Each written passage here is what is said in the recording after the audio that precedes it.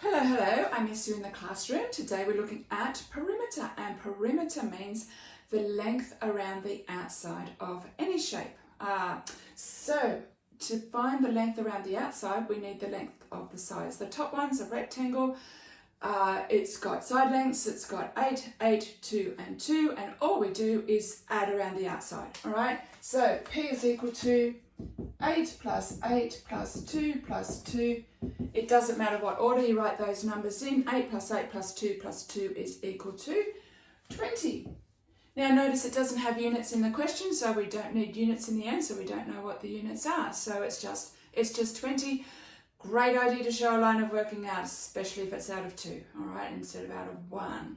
Okay, so the next one's a right angled triangle. We've got side lengths 3, 4 and 5, so we can find the perimeter. What if we didn't have one of those sides? It's a right angled triangle. We could use Pythagoras actually to find the length of a missing side if we only had 2 sides. We could draw it to scale. We could draw it to the exact lengths and then measure it with a ruler. But it does have the 3 sides, so we don't need to worry about that. So it is P is equal to 5 plus 4 plus 3 is equal to 12.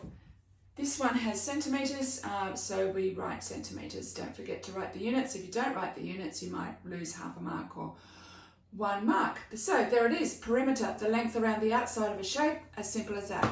Or is it as simple as that? Let's have a look at some more questions. So perimeter being the outside length around any shape, we need to know every length of every side. So we've got here a triangle. It's a specific sort of triangle. It's an isosceles triangle. So we know it's an isosceles triangle, not ever because of my poor drawings. It's because of the markings on the shapes. There's 2 lines here. That means the 2 lines over here, there's 2 lines there and 2 lines there. That means they're the same length as each other. There's 1 line here which indicates it's a smaller length, all right? The perimeter is not 9, it's not just 7 plus 2 because they're the only numbers that we can see. We need the length of every side to find the length around the shape, all right? So that's 7. And an isosceles triangle is a triangle with 2 sides the same length and 1 side different. All right, so the perimeter with the working out is P is 7 plus 7 plus 2, so that is equal to 16 centimetres. Don't forget to put the centimetres on the end. You might lose half a mark if you don't, or a mark if you don't. The next one, we've got some sort of shape here. We've only got 2 side lengths. We've only got a 5 and a 1. The perimeter is the length around the whole shape.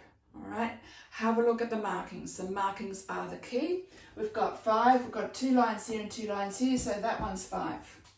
We've got 1 here and a 1 here, so that one's 1, but there's still 2 sides missing, all right?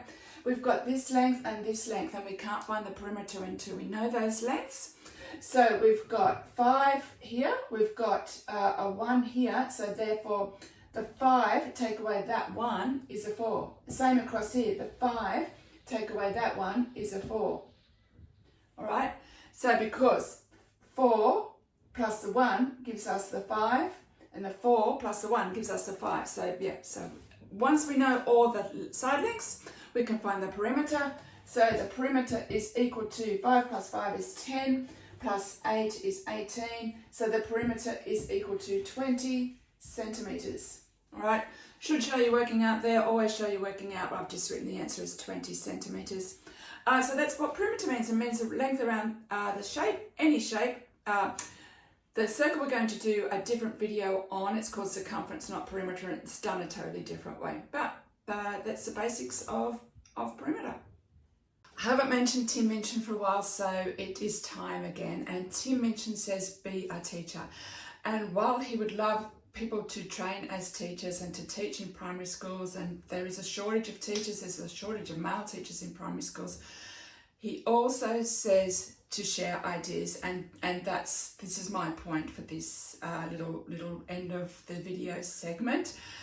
I believe in explaining things. I believe that if we explain things out loud, we're using a different part of the brain that just studies for a test and understands it and then writes it down. I believe if we say things out loud, it helps tremendously.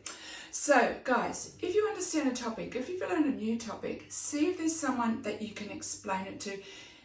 it could be for their benefit, but even if it's not for their benefit, for your own benefit, see if you can explain it to a younger sibling or a parent that might have time to listen or a friend that might need a little bit of extra help, and see how then after that you understand it a little, just that little bit better.